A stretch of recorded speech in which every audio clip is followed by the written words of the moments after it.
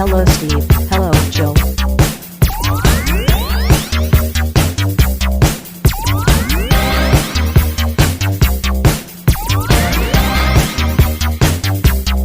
It's time to game classy. The recording is in progress. You're also muted. I've been informed that the recording is in fact in progress. Yes, it has. And the greatest thing is that of course you text me the second that I let the dog out of the house to go to bed. So I'm going to have to in about 5 minutes let the dog back in. So you may hear a small beagle bark in the background, and I have to go let him in. So I believe the answer to the perennial question is you, Joe, let the dog out. I did. Oh, sweet Jesus, I did. Before we talk about anything today, I want to talk about like crazy synchronicity that happened to me today. I'm ready. Okay, so at the beginning of the summer, I was at Goodwill and I bought a bowling ball, right? I bowl in my spare time as well as play mini games. I know. I am entering that phase of my life where I am an old man. I'm well aware of it. I love bowling and I don't give a shit. So I found this bowling bag that was really cool. It's really, 70s authentic. Open it up, find a ball inside. Ball's name is Bob. The ball had my exact finger grip in it, which I was like, oh, well, that's perfect, right? Did you name the ball Bob or no? The Bob was already written on the ball. I see. And it was, as I said, my exact finger grip, which, not unusual, but it's, I have kind of a fat fingers. But they're not very far apart, so it's kind of weird to find something that works really well for me. Anyway, I took it as a sign. It even had shoes in it that were my size. So I was like, perfect, awesome. So I bought the bowling ball, bought it, been bowling with it all summer long. Today, I just happened to be opening it up, and a little piece of paper came out of a pocket that I hadn't really noticed before, and I was like, oh, well, that's crazy. So I pull out the piece of paper and I look at it, and it's bowling scores, right? All right. I open it up, I look at it. I was like, oh, maybe Bob's name is on this. It was all of my teachers from high school. Like, and I went to high school about 50 miles away from where I live now. So I was like, holy shit, this is insane. Literally, I guess Bob had worked at the school I used to go to in high school. And he was on like a teacher bowling team, and all of the teachers were on this bowling team, and he used this ball during those league games. And the score sheet was from like 1997. So I finally got to figure out who Bob was and how he was like related to me. Like, that's insane. Wow, that's pretty wild. Yes. And hold on, the dog is outside. All right, let's go. Joe's letting the dog in. You're sitting with just me. I'm singing a song now while Joe gets his doggo. I'm actually painting a griffin's eye right now. I am back. Oh, you're back. Yes, I had to. I was priming my models earlier, and it's, the second you go outside to prime, the dog's like, "Fuck! I gotta get outside because I gotta take a shit. Holy fuck! Let me out! Let me out! Let me out!" That checks out. Yeah, pretty much. But that's my interesting Bob story. I know it has absolutely nothing to do with gaming, but I was like, this is fantastic. I mean, I liked it. Yes. It had a little heart to it too. Bob's dead. I found out who the real Bob is, and he passed recently. Did you know Bob? I did not, unfortunately. That would have been a real full circle moment. I know. I kind of wish that it happened. Like, the writer in me was like, fuck. God, let's go back. Let's take this. Take two. Let's go. I'm gonna go find out who Bob was. But no, I never knew Bob. He was actually in another school in my district. Ah, I see. Yeah, but I knew all the other teachers on there, so that was pretty cool.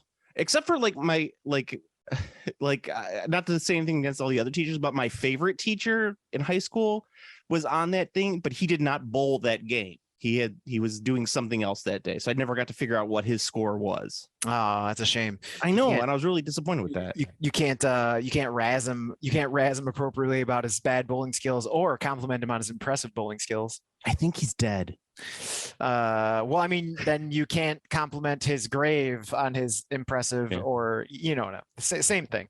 However, I did roll a 174 today, so that was pretty impressive on my end. So I was happy with that score. All right. That's the best score I've had all summer. I've been rolling like shit all summer. But no, I shouldn't say I've been rolling like shit. I haven't been rolling as well as I have in the past. I do like that you were referring to it as rolling. Oh, you got to roll. You got to roll those stones. Yeah. Yeah, exactly. That's why I love the Big Lebowski so much. It speaks to me. I mean, I also love the Big Lebowski. Yes, but you don't bowl. No. I would not consider myself a bowler. No. I also love Kingpin, and I actually think the Big Lebowski and Kingpin makes a killer double feature. Yeah. I mean, Kingpin is good. I don't think it's held up as well, but the jokes are very early 90s. Oh yeah, I mean it's a 90s comedy. I mean, they are very 90s, and plus it does have an appearance by Smash Mouth at the end. So Smash Mouth? No, that's not. It's not Smash Mouth. It's the fat guy, John Poplar. Oh, Blues Travelers. Blues Traveler. Yes, yeah. You are correct. Yeah. Oh, once upon a midnight dreary something. It woke up in my head. I couldn't escape the memory of a phone call and what you said.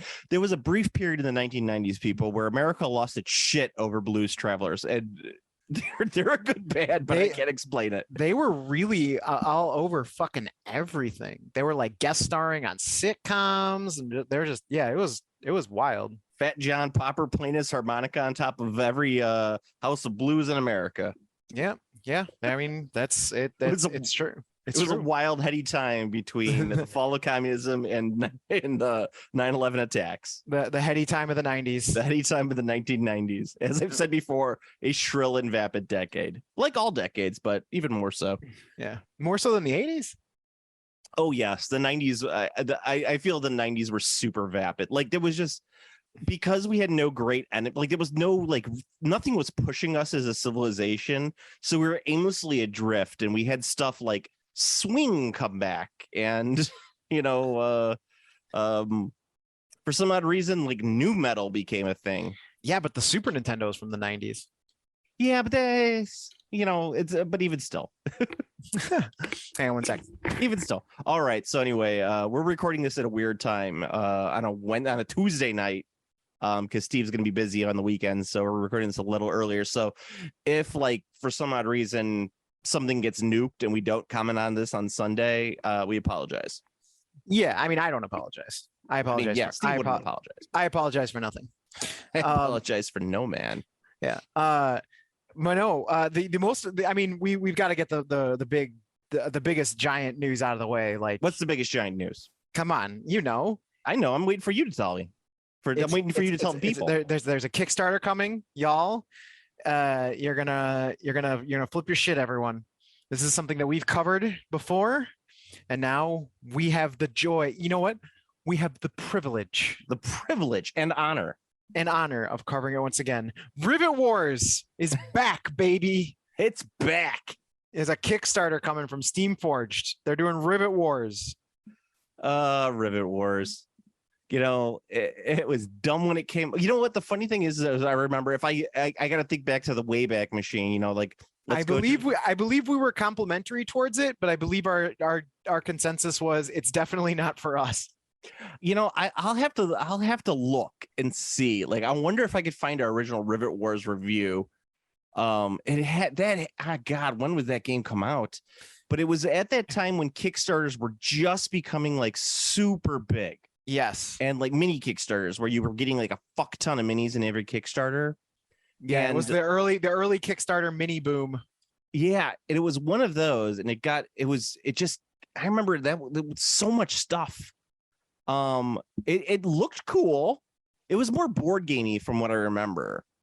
Yes, absolutely. Yeah. But I mean, that makes sense because that's Steamforged is kind of like, honestly, like, as we're joking about it, but like in terms of a company that like it has in their wheelhouse, that's exactly what the kind of game that Steamforged should have, because that's what they do. Like, they made God Terror, which is a board game as well. It has minis, but it's a board game. Yeah. Guild Ball had minis, but was a board game.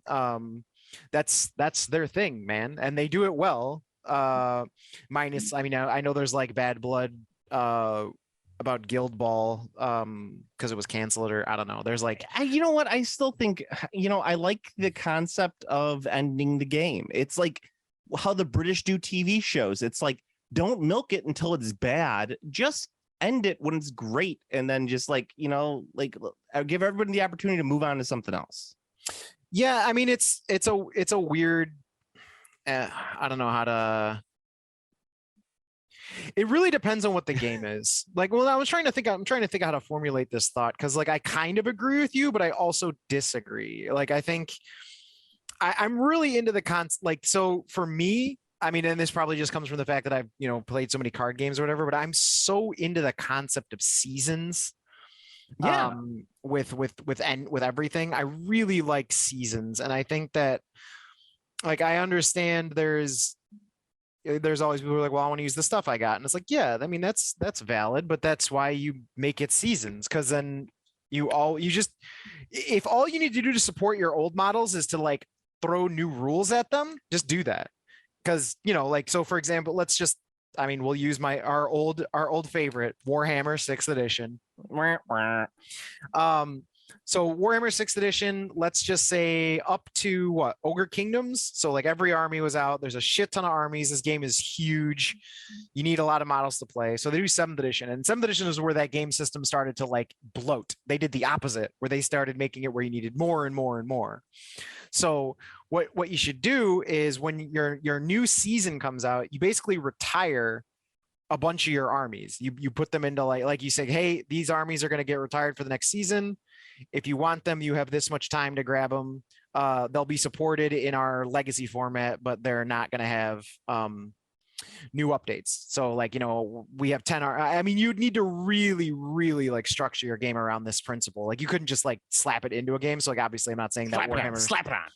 I'm not saying that Warhammer should have done this, but like, you set like a goal, like how many factions you want, how long you want the season to be. And then like, basically you want to set yourself up where you have a year where you just take everything that you have, maybe not everything, but most of the things you have, and you go, oh, okay, this stuff's legacy now. This is going to be the new stuff. You can reformulate. I think it would work a lot better in a, it works a lot better with card games because card games are more free form. So you'd need to do something that's not your average minis game, like something like where you just like kind of can use whatever. Maybe like, I don't know, like I'd say War Machine, but not quite, but like something where everyone can kind of use more figures than normal, I'd say. You really couldn't do it where you also have the armies gated, because that just would make people salty when you get rid of their army Menoth and you're like, yeah, there's just no more Menoth. Sorry, bro.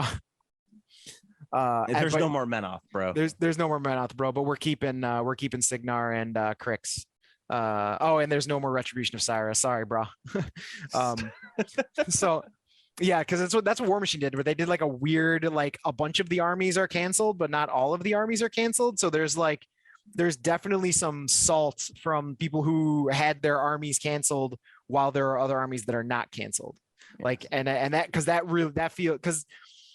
that, like I mean, again, this is all just my opinion, but in my opinion, I think that's actually worse than what Age of Sigmar did, where Age of Sigmar blew up the rules, but if you had any army, you could still play. Yeah. I mean, but because my only thing is, and I was listening to you, but I may have missed this point if you had made it, because I was looking up and seeing if I could find an original Rivet Wars review. Valid. Yeah. The only thing is that because Guild Ball had such small teams, that it was like the investment was not as heavy as having a 2,150 point fantasy army. Yeah, well, I mean, they canceled the whole game, if I remember correctly. They did.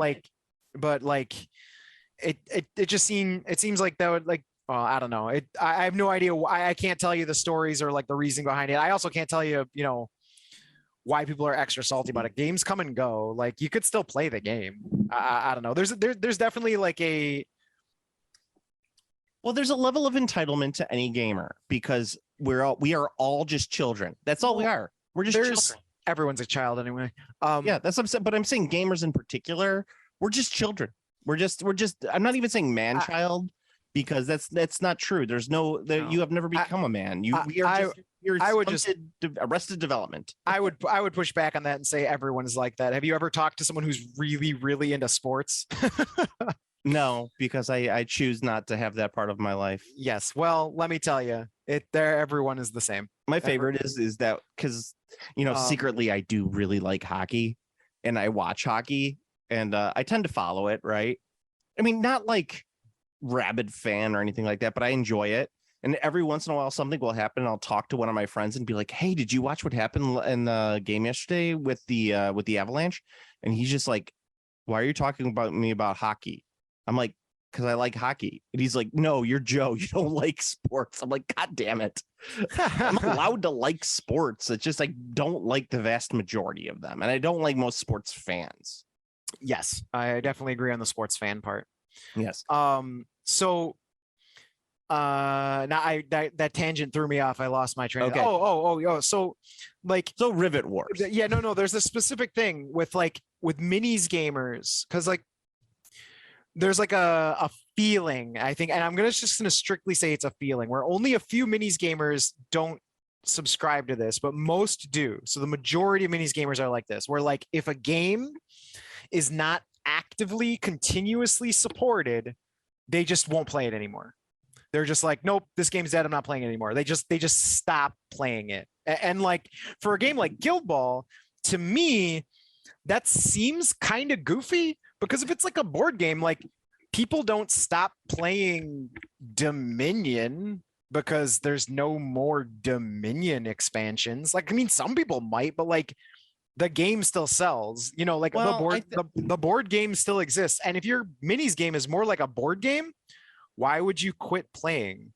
I think that's because in competitive miniatures gaming, there's always going to be imbalance, and they rely on rules to balance it out, like updated rules on a regular basis to balance it out, or new factions to help balance out overpowered factions.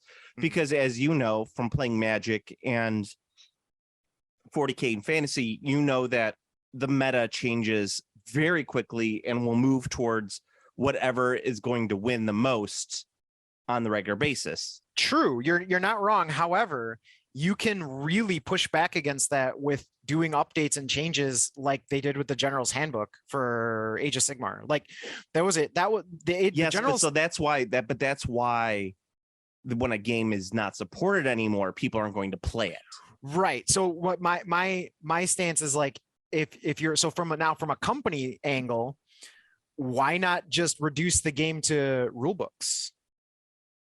Like, just be like, so say Guild Ball, be like, hey, we're not going to make any new factions for Guild Ball, but we're going to make new supplements for X amount of time or whatever. You know what I mean? Like, and these supplements are going to fine tune the balance. It seems like a win-win scenario, because you basically retire the game, but you just keep it moving with updates and like some changes and tweaks, and people will still want to play it without you having to make new stuff, if that makes sense. No, it makes sense. I'm just my whole point is that it's like no one's gonna do that. I know it wouldn't. I mean, it wouldn't work for a traditional minis game. Don't get me wrong. Like, it's not gonna work for any like war game, but for something that's closer to a board game, like like Guild Ball was, like, it seems like it would work. I don't know. I mean, I know the idea is you want to just shift your money towards other projects because you want to make new money. Like, I get it. It's the endless pull of making more dollars. Like, we only made plus 200% this year. It should have been 300%. Why not line go up? Why not line go up? Why not line go? Oh, line did go, but line did go up. Why not line go up more? Yeah. So like, yeah, I get it. I don't know. But like, there's like, I think there, I don't know. I wish I knew more details about it, but I believe they're particularly salty because of like the way it was handled before it was canceled too. And then also how the cancellation happened. And then Steamforge has had, several like issues. Like, I guess the Dark Souls rule book for the RPG was so bad. Apparently they essentially recalled it. Yeah. This was Steamforge as well, but like there was like typos, mechanics that didn't function because they referenced rules that didn't exist. It was basically like, I don't know, what's less than a beta rule set? Sigma. It was a Sigma rule set. Yeah, but you know what? That's why you need to sell those to the Sigma male gamers. It's a Sigma rule set. You know what? This rule set's not complete because you know who's going to complete it? You got to get on that grind. You got to get on that Sigma grind and fix this rule set. That's true. I mean, as someone who's on the Sigma grind set himself, I mean, it makes sense. I get it. I understand. that you know what? You're talking good things. Let's buy some NFTs. NFTs all the way. Yeah, let's get some NFTs. You know, it'd be perfect with my Peaky Blinders tattoo that I got. That was a pull. Where was Peaky Blinders the Sigma male thing? Oh, well, that's always what you see. You see the Sigma male will always post images from like Peaky Blinders with like the text underneath. So it'll be like you have to have like Peaky Blinders, Joker from The Dark Knight. I think you used the new Joker now. The what's his name? Yeah, I think either of them would work. The Joaquin Phoenix Joker, I believe, has completely taken over the Dark Knight Joker. Well, how old is your Sigma male? That's the question. Oh, that's true. Oh, you know what? They might even just pull a twofer and just post both Jokers. Yeah, both of them talking to like back to back. Ooh, yeah, there we go. Yeah, and saying something like "Only you could watch your own back." Yes, something like that. Yeah. So let's refocus our podcast and make it a Sigma male Sigma gaming grind set, a Sigma gamer grind set. Yeah, about how like I don't even know like what the fuck a Sigma gamer or male is. In all honesty, I just see people making fun of it.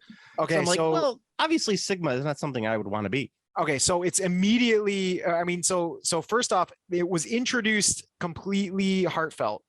Like it was unironically, it was introduced as like a real thing. Oh, I thought that was a joke. I thought it was like a 4chan joke. That's the thing that's funny about it is that like it was pushed by like, you know, the hyper masculine alpha male community like out like a wet fart, and because it was so ridiculous and silly, it immediately became a meme, and obviously nobody takes it seriously other than like the most incel bros.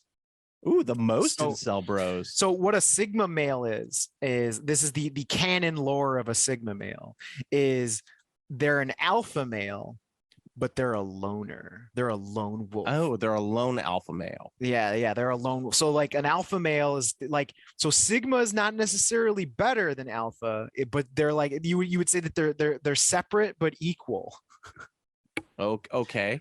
Because the alpha is a leader, and you know it runs with a pack. So the alpha's, you know, got lots of leadership things and likes to, you know, go with a group and like probably has like a crew, as it were, of homies. The Sigma male is content to grind on his own, and he's a loner, a grind set. So there you go. So that's what the actual like made up Sigma male thing is. It's really funny, and like it was pushed by like the YouTube, you know, the YouTube hyper male guys, and it was so ridiculous. It immediately just became meme fodder, and now it's just very funny. Oh, that's kind of sad. It's not. They're the worst people, so it's not sad. They are the worst people. So it's not sad at all. It's actually just funny. Very funny. Well, so speaking of, so if you are a Sigma male, you should probably buy Rivet Wars. Yes, like me. Getting all back to the original point of the conversation. If you are a Sigma male, buy Rivet Wars. Sigma Wars. Sigma Wars. Yes, there you go. You know, I kind of wish I played Rivet Wars back in the day. Now I wish I could have a better understanding, like a better review of it. But I honestly don't remember much about it other than the fact that I looked at it and go, I don't want to paint these. Yeah, you know, that's one thing for me is like they're just such a weird looking model because they're all those kind of like cylinders. They're not like chibis. They're like pegs. Yeah, they look like not meeples. What's little tykes? They look like something you could easily put up your butt. Oh yeah, obviously. But I mean any miniature can easily go up your butt if you're brave enough. Very true. They look like the little people. They're like the fat little toys. Like the little people. That's yeah, what they're just called. Are they called little people? Yeah, they're like okay. So they look like little people soldiers. Yeah. There's a new faction. I don't know anything about it because Rivet Wars, if I remember correctly, was like a weird like quasi historical goofball. Yeah, it was like World War One. Yeah, so like I think they're kind of dropping that idea for the most part. It looks like they're just kind of doing like a maybe, oh, dare I say it, diesel punk. It's been tried numerous times. Dystopian Wars is another one I could think of that I actually did really like the models for Dystopian Wars. Yeah, Dystopian Wars is cool. Yeah, but or no, it was Dystopian Legions, wasn't that the? Oh yeah, Dystopian Wars was the boat one. Was the boat one? Toot toot. Dystopian Legions was the minis one. Yeah, well, it was like boat, tanks, or planes. Yeah, talk about it's funny. Talk about a meteoric rise and fall of a company. Spartan. Yeah. I don't think there was much of a meteoric rise with that. I think that they pushed out a lot really fast, and then nothing ever happened with it. Oh, is that it? I don't know. I mean, you can't push out that much without some sort of sales, and there was definitely people playing. I don't know. Who knows?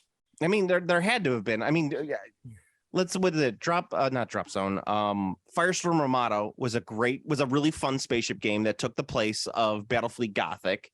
Yeah, it really did. Yeah. However, they introduced like 800 factions, and when you put out that much, when you have that much SKU bloat, stores aren't going to carry it that much. And, your shit's got to be, what's the word I'm looking for? Compact.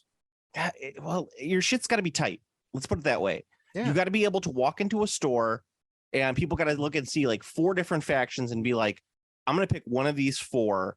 I am at least going to find some other people who are going to play at least one of these other factions. You can't make all 4 factions out of those 4 factions, one of them super cool, because everyone's going to play the super cool looking faction.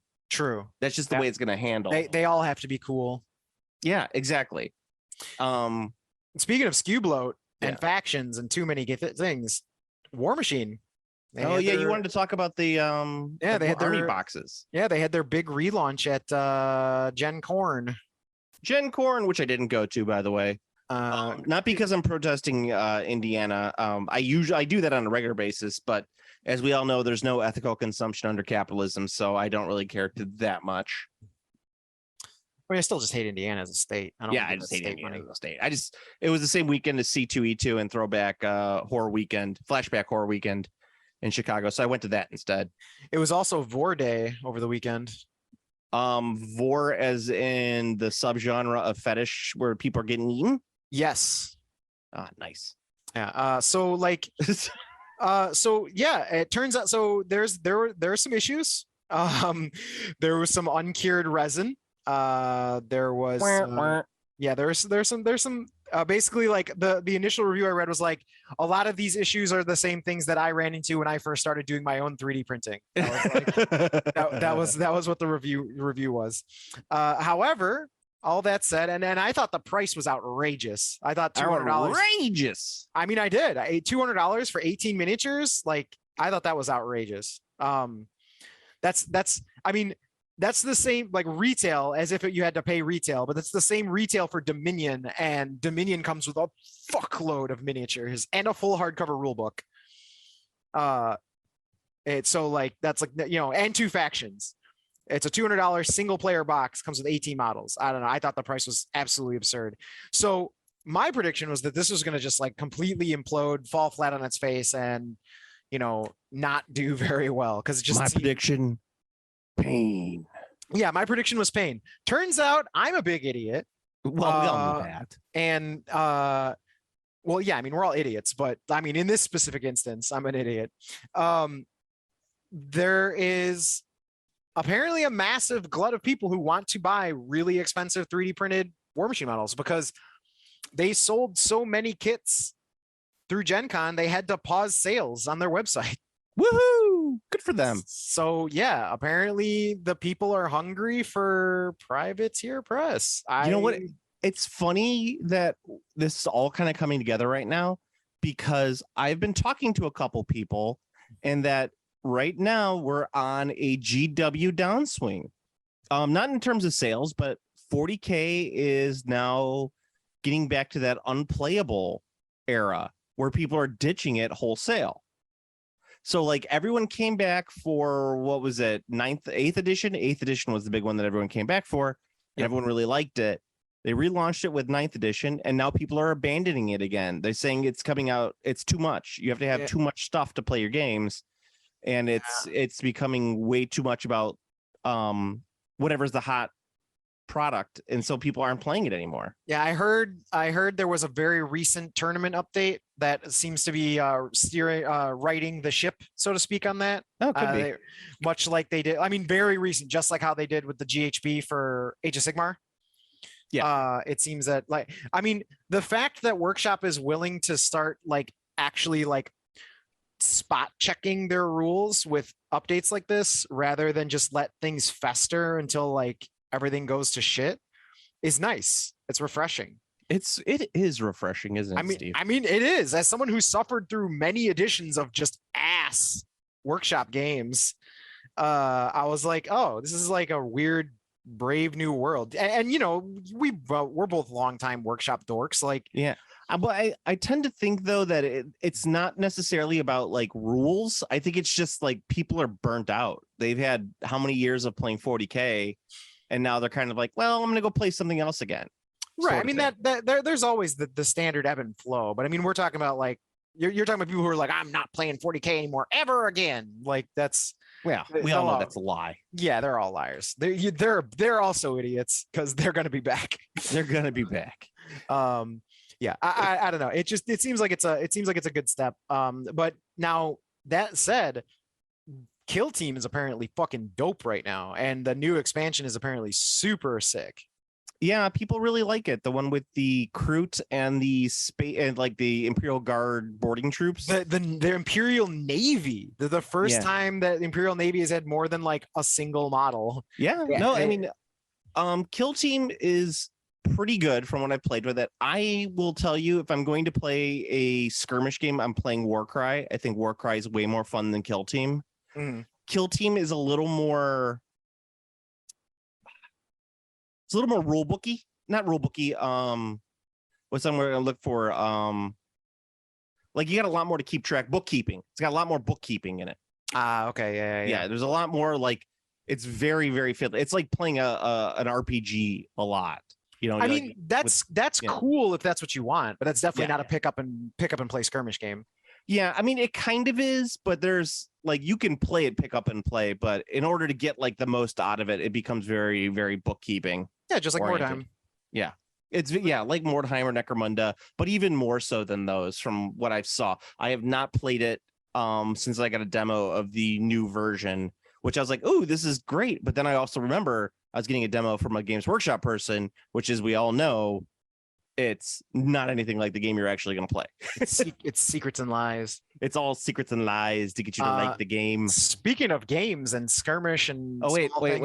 I know you're doing your transition here, but I wanted to point out that the original Rivet Wars Kickstarter was from Cool Me or Not and released on September. What did it said? It was originally going to drop in September 2013. Wow. Almost a decade ago.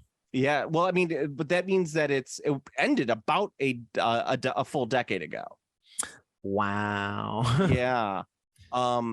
Blast from the so I guess we could refer to this game as a blast from the past. Yes. And so going back to that's before 5th edition even dropped. Yeah. I mean, that was Warhammer Fantasy was still a game. Yeah, it was. I was looking back at some of our old episodes to see if I could find when we would have talked about it. That's still my favorite. That's the only episode name I actually remember, and I'll never forget it. T3 armies are not for me. T3 armies are not for me. Or what about Friends Don't Let Friends Play Games with True Line of Sight? That one's good, but I couldn't remember that one just out of nowhere. T3 armies are not for me is something I'll never forget. You thought that was just that tickled your when I said that just tickled your fancy. I do have to laugh because going back, if we went back to when this game dropped, that was at the very, very, very beginning of Game Classy. I'm talking in the teens. Nice. There was almost a part where we were still part of Planet Arbitrary. We were on the Planet Arbitrary feed. Nice. Yes. So that 6th edition 40K at that point. So I'm not 100% sure. I'd have to look through all these old episodes, but I could find it somewhere in there. That's fantastic. Yeah. But who knows? It could be wherever. And we all kind of sound like this for some odd reason. I don't know why on the old podcast we always talk a little bit higher, but whatever. Oh, that's probably because our voices were higher. We weren't beaten down by life. Yeah, we weren't beaten down by a double pandemic, life. What are you talking about? Double pandemic, which is last year. No, we got double pandemic now. We got the monkeypox. Monkeypox, whatever. It's not. I'm not worried about the monkeypox, Steve. You say that now, then your monkey's gonna get poxed. Well, if my monkey gets the pox, I'll be a little upset. See, I paid a lot for that monkey, and I plan on eating him. That's what I'm saying. That pox is gonna ruin the flavor. So Make them all tight and stringy. Boobos. Yeah. So speaking of skirmish and small games, I've now played a couple games of BattleTech Alpha Strike. Yeah, right after BattleTech fired their alt-right writer. Yeah, So- that's true. They fired their Ultra Maga Chud, which is really funny. I didn't know they had an Ultra Maga Chud, but I mean, it's miniatures game, so there's you can't spit without hitting an Ultra Maga Chud somewhere. Yeah. And yeah, so yeah, but I mean that's cool. It's really funny that they fired that guy. It's awesome that he doesn't have a job anymore. I hope nobody ever hires him. Yeah, so sweet. And yes, I discriminate on people's political beliefs 100%. I will always do it. I think it is smart to do. Because it tells you what their character is as a person. So the Well, as I always say, it's like there is no ethical consumption under capitalism. All you could do is punish the people for saying the quiet part out loud. yes, that is correct. That is correct. If you have horrible, twisted beliefs, yeah, keep that to yourself, buddy. Yeah, pretty much. It doesn't matter. As you like eating at that restaurant? Oh, I can't wait to tell you what the owner of that restaurant thinks. Because every restaurant owner is awful human being. Yep. Yeah, basically. Anyway, continue. You right. know what? Let's stop here and then we'll come back for your review of the BattleTech skirmish stuff. All right, sounds good. All right, hold on. Recording in progress. I heard the message, so we won't lose this. Continue. Yeah, so BattleTech Alpha Strike. I've now played a couple games of it. It's great. It's really, really, really good. I'm a huge fan of it. I think it's fantastic. I think it's a quick-paced game. They eliminated all the obnoxious bookkeeping that BattleTech used to have. Everything's on your little card, and if you don't want to, you can still cut.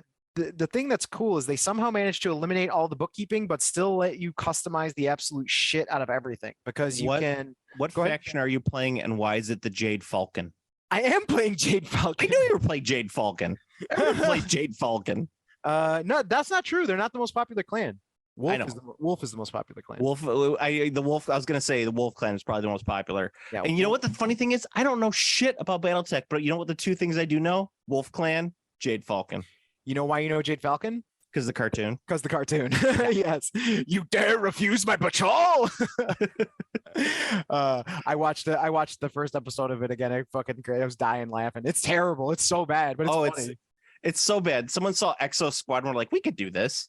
Yeah, and they made a real shitty version of Exo Squad. And Exo Squad was so good.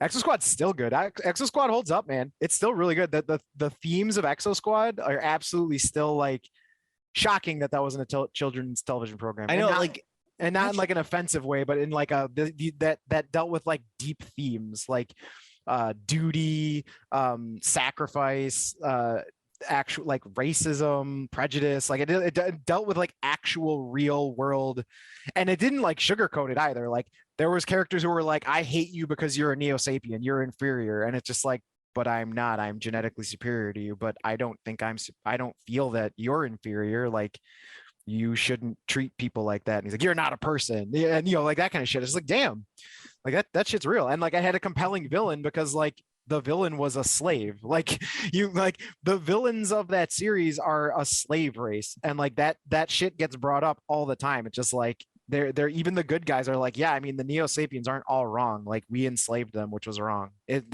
Impressive story. And then anyway, back to Jade Falcon and their 6,000 years of recorded history according to the Battletech lore. Yes, my Jade Falcons. Yeah, so I'm playing Jade Falcon. However, there's no special rules for any clans. They don't have the only thing that specific clans or houses do is you can use specific pilots if you want. So you can use like specific mechs, but there's no like clan special rules, or there's no like faction special rules or things that exist like that. The game's super customizable. But yeah, so like the minis come with cards, and the thing that's sweet is that you can use the card or you can customize your mini, and you could be like, I want to use these guns, this and that. And there's actually a bunch of resources to just print your own card. So you make a custom mech like the way you want it, and then you print your own reference card that you can use the same way as you use the ones that come with the game, which is cool. Actually being able to keep the customization options, but give you, there's still no bookkeeping because you print the card out. So all of the stuff that you would normally do via like lots of bookkeeping and like pointing out for the normal game is just you do it all beforehand. It's on your card. Your mech ends up with a certain point value, and you just play with your mech. The gameplay is incredibly fast. It's really well done. I like the system a lot. So it uses a combination of alternating activations, and then so it uses alternating activations for movement. So I move a guy, you move a guy, and we do that until all the figures have moved. Then one side shoots all of their guns. The side that lost initiative shoots all of their guns, and you basically note all of the shooting effects. So you like this much damage, blah blah blah blah blah, and then the other person shoots their guns, and then you apply the effects. So the reason this is good for the reason why the person that lost the initiative shoots first is because all the damage happens at the same time. So because the damage happens at the same time, if you lost the initiative to me and you shoot two of my mechs and two of my mechs die, like you've killed two of my mechs, they aren't dead until the end of the shooting phase. So I know that they're going to die at the end of the shooting phase. So that means that I can use anything they have that's limited use or heat. I can be like, well, this mech's going to use all 4 of his heat to shoot because I mean he's dead. So I get to burn all of I don't have to think about anything in the future for that guy because he's dead. So it has that, and then you apply all the shooting effects after taking the turn. After one player shoots everything, the other player shoots everything, then you apply all the shooting effects, so the dead mechs go away, critical hits are applied, so on and so forth. I don't know, it works out really well when you're playing, because when I was first playing it and Joe was explaining to me how like things were going to resolve, I was like, that sounds kind of weird, but after playing it just a couple rounds, I was like, I see it. Also, the biggest thing that this shooting system does by far is it completely deletes the 40k snowball issue, because for 40k everything is shooting. Everything has great shooting in 40k, obviously, because that's the game. And there's the problem where like the person who wins initiative in 40k a lot of times will win, because if they're just trying to table you, they'll just be like, okay, I shoot all of my shit, I kill half your army, your halved army shoots, it's effective, but because your army is halved, you only kill a quarter of my army. So now my 75% kills the rest of your 50%. The attrition is just like really it's a game of attrition at that point. Right. And it's really unfavorable for the person who didn't go first. So with Battletech, that's kind of like eliminated as a possibility, because if I shoot and I kill, if you've got 8 mechs and I've got 8 mechs and I shoot and I blow up 4 of your mechs, those 4 mechs still get a chance to shoot before the turn is over, because the shooting happens at the end of the phase. So it immediately removes that, like, well, I might as well concede at the end of the first turn because you blew away half my mechs. It's just like, no, that's not the case at all. Shoot your mechs, see what damage you can do back. It's very nice. I was a big fan of that system for a shooting heavy game. Big fan. Yeah, it's really fun, really fast, really easy. I highly recommend it. It's also very customizable. You can play it on it's the core rules are designed to be played. Can I customize it with better looking figures? You can if you want. There's a lot of 3D printed Battletech stuff. So it's not the authentic chonky Battletech figures though. There's a certain charm to the fact that you're using a model that literally hasn't been improved since the 80s, other than like maybe getting bigger. Yeah. I mean, I like the models. I think they're cool, but I mean, I get that they're not They're not the most amazing looking fucking sculpts in the world. I do like them though. Like I said, they have a charm. It would literally be like you're like they've created the greatest video game of all time, and you're like, oh, I can't wait to play this. And you put it in there, and it's got all the graphics of like Earthbound, and you're just kind of like, Yeah, people love those games. They call those indie darlings. I know, but it's like at the same time, you're just kind of like, I'm not gonna play this. But that's what I'm saying. It's like you guys with Battletech, it's like this is the greatest game ever. It's like, not gonna play it, bro. Those models suck. Yeah, I mean the models aren't great, but like I said, I like their charm. But it's the same thing. It's the same reason I like them for the same reason that I really like the old 5th edition single pose Warhammer models.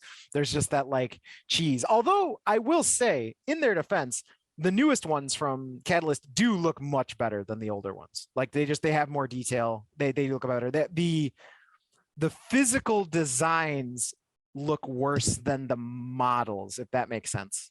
Oh yeah. So like, because some of the models actually have some pretty good detail now because they are using that really nice plastic. So like, there's actually like you can see like windows for the mech cockpit and like guns. Like all of the guns are, like every gun's barrels. All the guns barrels are there. Like things look good, but you can't get over. If you can't get over the fact that the actual like mech design, I'm playing the Exo Squad theme in case you can hear it. Hell yeah. Unless you can't get over the fact that the actual mech designs in many cases. That's a great opening. Very goofy. Oh yeah. JT Steiner. No, it's JT Marsh. JT Marsh. Steiner's from Battletech. Battletech. That's right. Yeah. I'm getting things mixed up in my head. Yeah. So you're gonna be playing Robotech. You're gonna be owing Kevin Simbedia some money. Well, actually, the funny thing about that is there's a bunch of mechs called the Unseen. So there's a couple mechs in Battletech that I'm like, those mechs look really cool. I'm like, they look way cooler than your normal Battletech mech. I'm like, what the fuck's going on with these mechs? They look fucking dope. Yeah, you want to know why they look super cool, Joe? Because they're from Robotech. They're from fucking Robotech. So they're literally stolen Robotech mechs, and they refer to them in the Battletech lore as the Unseen, because there's no official Battletech pictures anywhere in any officially published Battletech book that has those models pictured. And that's why they're called the Unseen, because they're literally stolen Macross robots. Yeah, no, that makes sense. It makes sense. That's why no one's seen them, and it also makes sense that when people were creating Battletech back in the day, they would use robots from Robotech in their games. Right. I think Robotech came first, then Battletech. Yeah, absolutely. Robotech came first. Yeah, Macross is older than Battletech. But yeah, I mean, so the game was really fun. I had a great time. I like the mechs. They're fine. My actual complaint about Battletech, now that I've played it a few times, like actually like played it with minis, more than me going, fuck, this game blows, I'm done. It's actually kind of annoying to tell the mechs apart, because a lot of them like they look different when you put them next to each other. But there's definitely a lot that like almost look like they have the same chassis. So it's sometimes really hard to remember which one is which. So I'm probably going to label mine in some way. Just for that. That's just like a weird, like specific model complaint I have. This one's name is Eugene. Eugene. Yeah, this one's Bill. Yeah, dare refuse my patrol. Yeah, so I don't know. It was fun. I had a great time. I look forward to playing it again. I will probably play it semi often, I think. I don't know. I really enjoyed it. Well, I can tell you about my gaming. It's no War Master, but it's good. I can tell you about my gaming experience that I just had recently. It's not a gaming experience, more of a hobby experience. All right, I'm ready. I put together the worst model ever created. I mean, that could be so many. I'll say you should probably preface that as the worst model you've yet to put together, because I bet you. No, I'm gonna be hyperbolic and just say it's the worst model ever created. Right. It is the plastic Contemptor Dreadnought from the Horus Heresy box set that they just released. There is no reason on God's green earth that model is as many pieces and as poorly cut as it is. It is the worst model I've ever seen. There's a split in the center of the head. There's no reason to have a split in the center of the head. That's other than to fantastic. just be a dick when putting together this model. That's fantastic. The kit. No, and seriously, Steve, it's like every piece, the foot is 2 pieces. Then it's like the shin is 2 pieces. Then the leg and the knee is 2 pieces. The leg itself is 2 pieces. So it's like times that times 2 because there's 2 legs, and then you had to have the waist, and the waist is 3 pieces. That's It's like- wild. Anytime there's those specific design decisions, I always really want to talk to the engineer. Like, I want to know why. Because there's a like especially the split them because there's been so many kits that have been designed the opposite, where they're so elegant, where it's just like this model looks like it doesn't have any joins because they're all hidden. You know what that is? That's Warhammer Underworlds. Almost all the models in Warhammer Underworlds are really well put together. It's true. And then you have like this starter set, and it's just like, why would you make these decisions? This is just like, I understand that you want people to feel like they have some sort of investment in the game. They're not just like clipping out a single pose model and putting it on a base. They're having some enjoyment building the figures, even though I absolutely fucking hate it, but whatever, like I'll do it. Because even though I'm clipping out like 8 pieces, they only make like a one pose, which is kind of annoying. That's the part that's not really forgivable. If there's that many pieces, it should be posable. Yes, well, the Dreadnought is super posable. It's just there's no reason for that many pieces to exist on there. I see. It's bad. It's real bad. And then it's like, so you're gluing it together, and you're getting glue all over the place because it's 1,000 pieces. I'm like, I've put together models before in my life. I'm not an idiot. I am not. Well, I mean, I do have big fat Polish fingers. Let's be fair, but I'm not like that fumbly with them. I think I'm very elegant with my fingers, but even still, I'm just kind of like all over the place because the model's a fucking hunk of crap because it's so many pieces. And maybe it's just because I'm so used to 3D printing at this point where I'm just like print and then one model comes out exactly all put together and I don't have to worry about That's it. right. You've become lazy in your old age.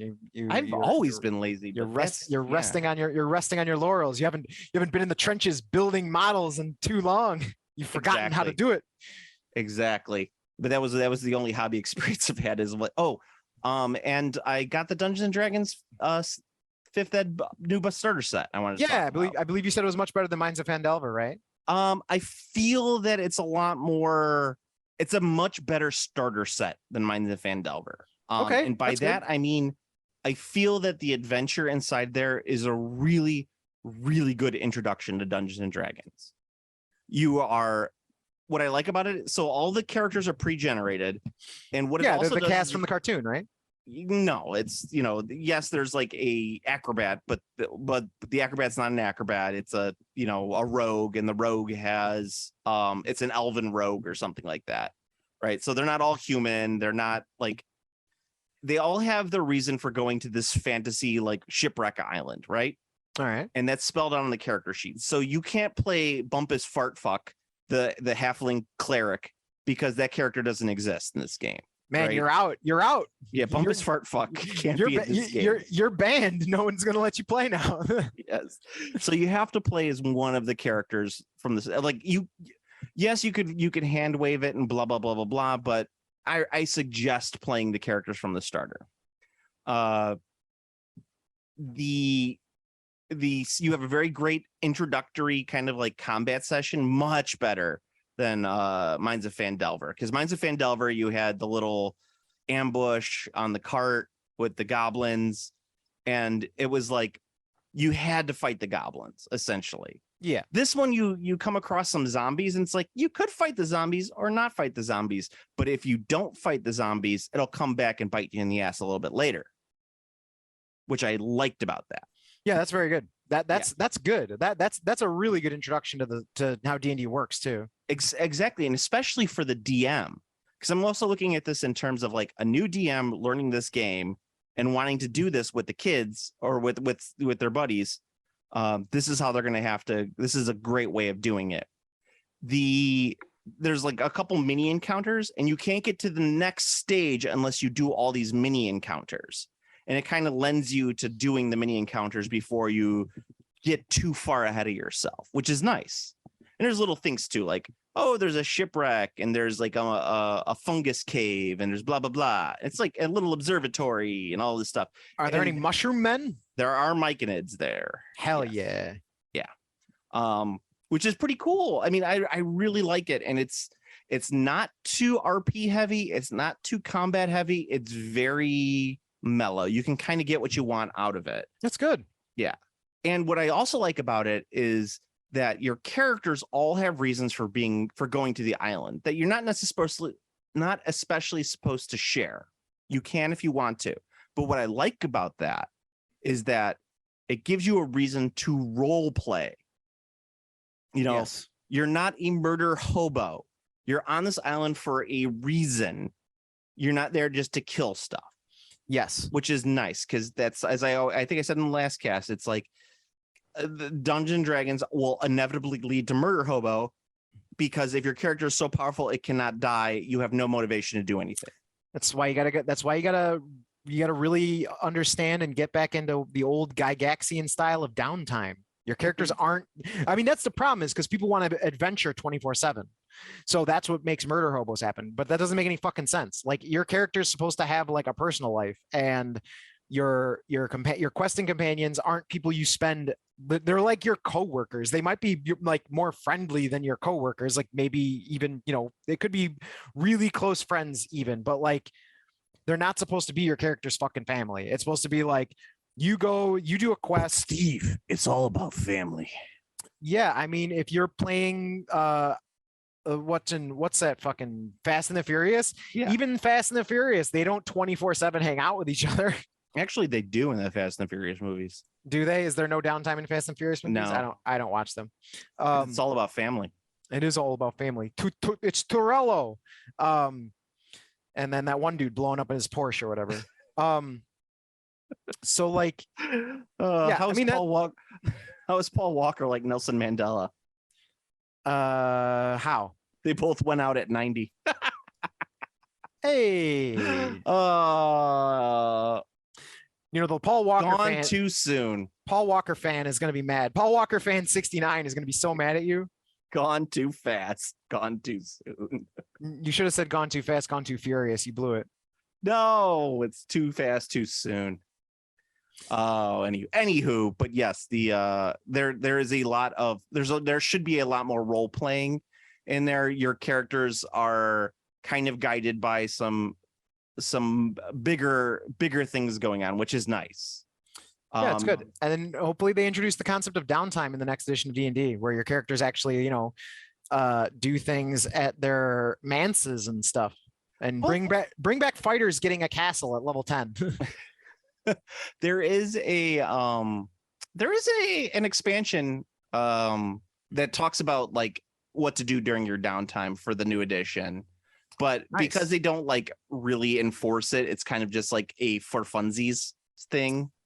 Yeah, they gotta add the rewards to make it make sense. What's that one called? Holy shit! I'm just looking at my books right now. They're right behind. Acquisitions Incorporated, Ah, which is about like setting up a business in Dungeons and Dragons. that's silly. Exactly. It's like, whatever. But yeah, so that's I do recommend the new set. It's really cool for starters. It actually might be fun for some of your role-playing groups, just for like a 1 or 2 night, just kind of fun run through, like, hey, let's get back to the roots of this game sort of thing. Mm-hmm. Like you've been playing Curse of Strahd for like 2 years at this point. Let's go and play let's go play this new little saltwater taffy expansion. I Yeah, don't remember what it's actually called. I've been calling it saltwater taffy. I mean, I like calling it saltwater taffy. That's pretty good. Yeah. I don't know. God, what's the name of it? I don't know in front of me. But I've been and I know I showed you, but I've been working on my encounter board, which Yeah. I know is going to take the world by storm, is what it's going to do. I mean, it's definitely just a variant of Dungeon Pizza, but it looks nice.